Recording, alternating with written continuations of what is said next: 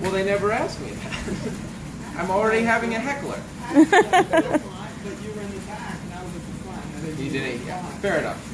One person has asked me what my inspiration for the book was, so I'm going to tell you today. So really, I've read since I was not 5. That was my sister, actually. I've read since I was very young. I would say my first inspiration for the book, if you will, was really just me reading other books. One of my favorite authors as a younger person is Frank Peretti. I don't know if you've read him, but he does a great job with his books. He has a series of kids' books actually called the Cooper Kids. Loved it. Excellent storytelling. I liked it, and that was really the first inspiration for me to actually begin writing, was reading other books. The second inspiration, this is going to be a really short talk because talks are boring, by the way. So 5 minutes, maybe 6.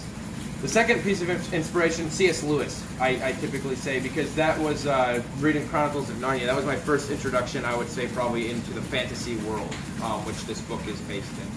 So C.S. Lewis is probably my my first introduction into the fantasy world.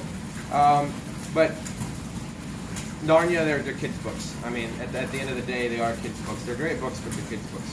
And so kind of the inspiration or introduction from the kids' world of fantasy to the adult world of fantasy was J.R.R. Tolkien's Lord of the Rings.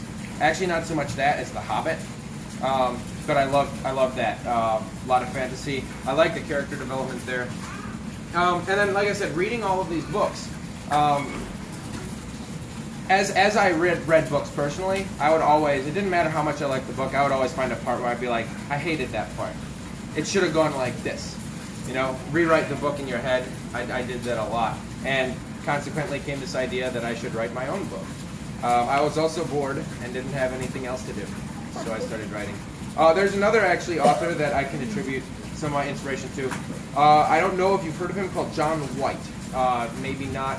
I've only read one series of his. It's a kid's series called The Archives of Anthropes. I don't know how you pronounce it. Kind of a ripoff of C.S. Lewis, actually, but again, fantasy world. And I really like those books because they had real people with real problems.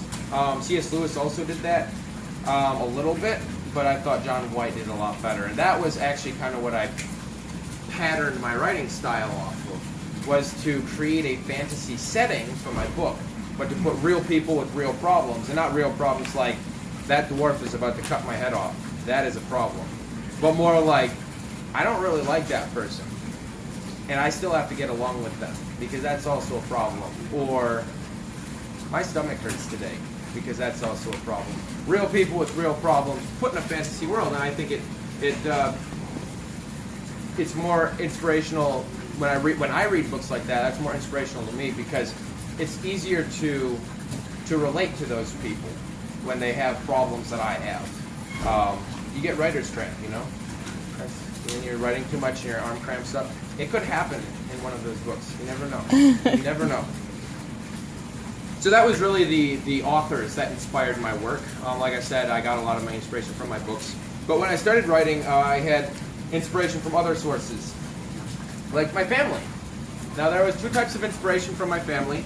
There was one type of inspiration mainly from Rachel, and who's not here, my sister Rachel and my brother Paul. And that type of inspiration was that they liked the book enough to actually read it as I was writing it. I don't know if that was actually you, Paul. Did you do that? Okay, never mind. Just Rachel then. Fair enough. He actually read all the books, though, after I wrote them. The other type of inspiration was from most of the rest of my family, who were like, "You're writing a book? Seriously?" And I'm kind of obstinate. My mother will find that, underplayment of the word very amusing, I'm sure.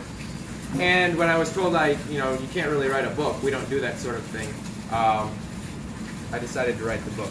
So that was 2 types of inspiration from my family. And then, of course, they read the book and they had such stunning comments as, it's actually not that bad, which I took with very warm fuzzies in my heart.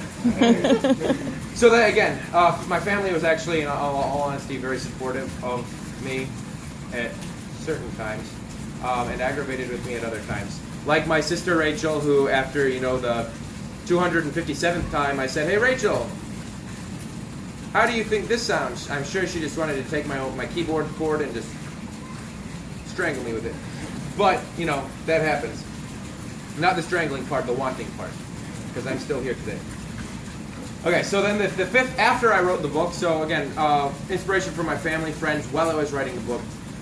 But after I finished the book and we started sending out for reviews, I actually got a lot of inspiration from people who have been reading it and reviewing it, and sending their comments and their and their reviews back. And so I've been able to read those and see what people like, see what people don't like. There are parts that I really like that other people don't. So in the future books, we'll see how that shapes the future books that I write. But I did get a lot of inspiration out of that, mainly because some people actually liked it. I say there's 3 types of people who read my book: those that liked it, those that didn't like it, and those that didn't care. But really, there weren't really that many that didn't care, so it's really just those that liked it and didn't like it. And really, everyone liked it, so there's just those that liked it. So, like I said, lots of inspiration. Well, the ones that didn't like it probably didn't send anything back, in all honesty.